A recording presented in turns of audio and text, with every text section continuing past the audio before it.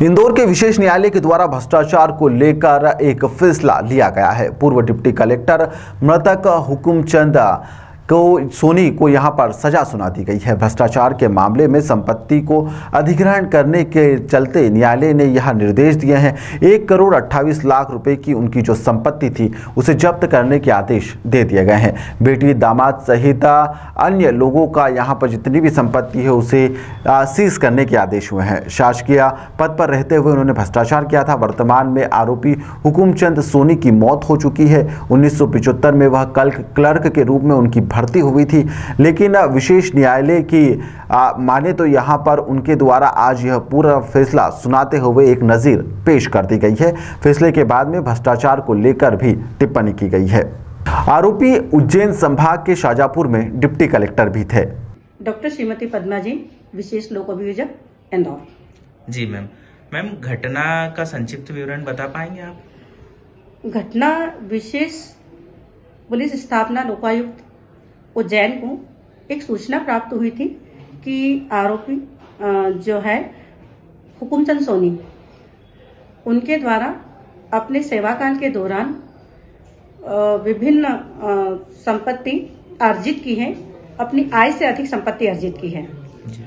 उस जो सूचना मिली उस सूचना को उन्होंने तस्दीक किया। तस्दीक करने के पश्चात सही पाई गई और सही पाए जाने के पश्चात उस पर अपराध पंजीबद्ध हुआ और छापे की जो है इन्वेंट्री की कार्रवाई संपन्न की गई। इन्वेंट्री की कार्रवाई के दौरान यह पाया गया कि आरोपी के द्वारा लगभग अपनी आय से अधिक 1,77,00,000 रुपए की संपत्ति अधिक अर्जित की, अपने वैध आय के स्रोतों से अधिक उसने अर्जित किया है। तो इस प्रकार से विवेचना के पश्चात माननीय न्यायालय के समक्ष अभियोग पत्र प्रस्तुत किया गया, जिसकी ट्रायल विचाराधीन है।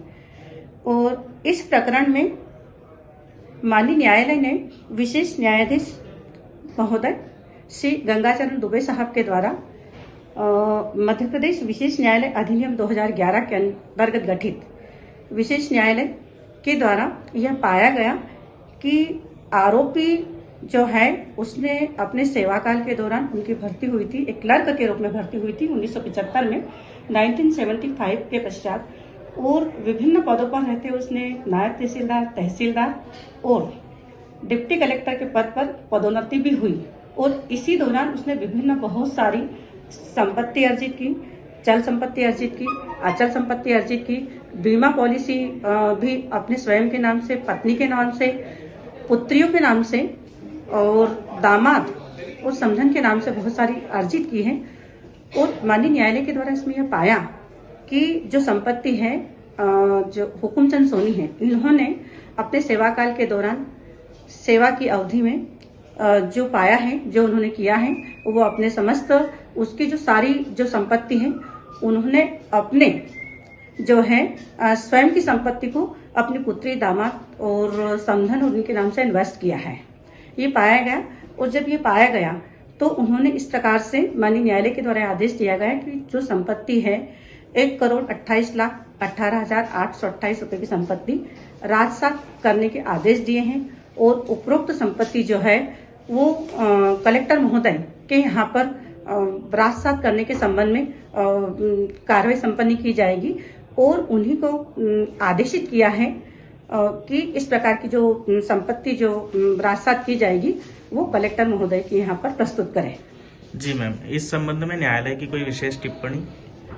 माननीय न्यायालय ने अपनी टिप्पणी करते हुए कहा है कि भ्रष्टाचार जो होता है वो परिवार और समाज के लिए बहुत खतरनाक होता है। वो एक कोड़ के समान होता है, वो संक्रमण फैलाता है।